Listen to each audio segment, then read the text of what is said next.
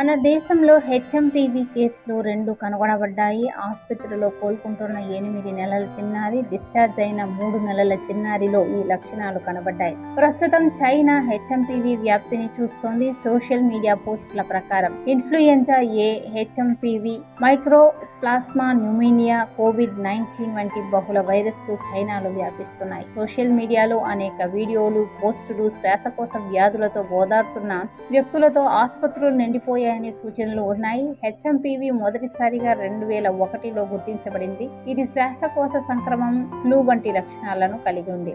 ఇది అన్ని వయసుల వారిని ప్రభావితం చేస్తుంది. అయినప్పటికీ చిన్న పిల్లలు, 5 సంవత్సరాల కంటే తక్కువ ఉన్నవారు, పెద్దలు, బలహీనమైన రోగనిరోధక వ్యవస్థ ఉన్నవారు ఎక్కువ ప్రమాదంలో ఉన్నారని తెలుస్తోంది. ఇక హెచ్ఎంపీవీ లక్షణాలు: దగ్గు, జ్వరం, ముక్కు దిబ్బడ, శ్వాస ఆడకపోవడం, గొంతు నొప్పి. ఈ వైరస్ కు 3 నుంచి 6 రోజుల తర్వాత ఈ లక్షణాలు సాధారణంగా కనిపిస్తాయి. హెచ్ఎంపీవీ కారణంగా తీవ్రమైన అనారోగ్యం కారణంగా ఆసుపత్రిలో చేరే అవసరం ఉండవచ్చు.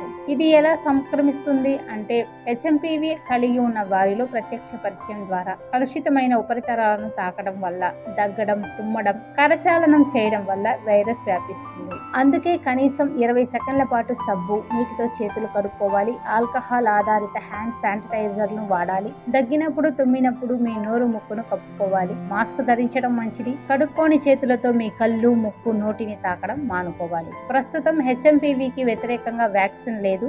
చికిత్స ఎక్కువగా లక్షణాలను తగ్గించడానికి ఉద్దేశింపబడి ఉంది. సాధారణ జలుబు, హెచ్ఎంపీవీ మధ్య తేడాను ఎలా గుర్తించాలనేది చూసుకోవాలి.